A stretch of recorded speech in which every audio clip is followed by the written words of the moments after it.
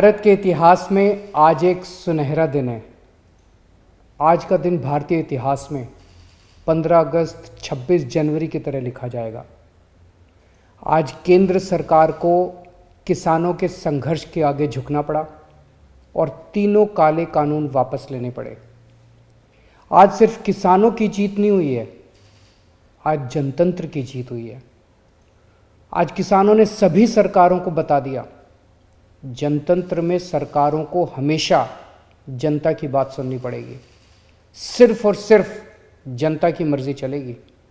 कोई भी पार्टी हो, कोई भी नेता हो, जनता के सामने आपका अहंकार नहीं चलेगा। ये एक ऐसा संघर्ष था जिसने पूरे देश को एक कर दिया।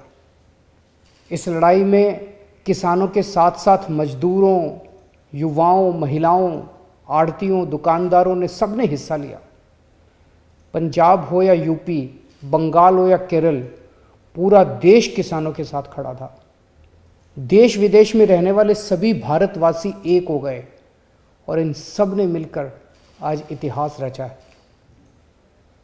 जिन्होंने धर्म जाति से ऊपर उठकर एक साथ सड़क पर तीनों काले कानूनों के खिलाफ ये लड़ाई लड़ी और आखिर में केंद्र सरकार को उनके आगे झुकना पड़ा, इन सभी की आज जीत हुई है। पूरी दुनिया के इतिहास में शायद ही इससे बड़ा या इससे लंबा कोई आंदोलन हुआ होगा।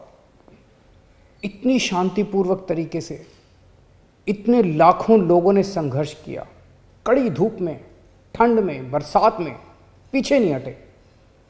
इस आंदोलन को तोड़ने के लिए सरकार ने, पूरे सिस्टम ने, एजेंसियों ने, पूरे के पूरे तंत्र ने न जाने क्या क्या कोशिश की। किसानों को आतंकवादी कहा, खालिस्तानी कहा, एंटी नेशनल कहा, सब तरीके से घेर के उनको, उनके हौसले को तोड़ने की कोशिश की गई। लेकिन किसानों के लिए भी आज़ादी की लड़ाई थी। आज़ादी के दीवानों की तरह किसानों ने भी कमर कस के ये लड़ाई लड़ी और जीते। किसानों के प्रबल साहस के सामने वाटर कैनन का पानी सूख गया, सरकार की लाठियां टूट गई, कीलें गल गई, लेकिन सरकार उनका आत्मविश्वास और जज्बा नहीं तोड़ पाई। आज एक बात का दुख है, बहुत दुख है, 700 से ज़्यादा हमारे किसानों ने अपनी जान गंवा दी। इसकी ज़रूरत नहीं थी, इनकी जानें बचाई जा सकती थी अगर ये कानून पहले वापस ले लिए जाते। हमारे किसान भाइयों और बहनों को इतने महीने सड़क पर बैठकर ठंड में, बरसात में, धूप में तकलीफ़ उठाने की ज़रूरत नहीं होती। आज 700 से ज़्यादा किसानों की जान चली गई, 700 से ज़्यादा परिवार उजड़ गए। आखिर किस लिए?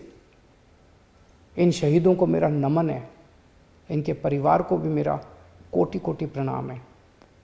मैं उनकी आत्मा की शांति के लिए वाहेगुरु जी से प्रार्थना करता हूँ, उनके परिवार के सभी कष्ट दूर करें। पर आपकी कुर्बानियों को ये देश कभी नहीं भूलेगा। आज का दिन हमारे देश के बच्चों और नौजवानों के लिए एक सीख है कि अगर सही नीयत से, शांतिपूर्ण तरीके से संघर्ष करो, फिर चाहे मंजिल कितनी भी कठिन और दूर क्यों ना हो, सफलता मिलती ही है। जय हिंद।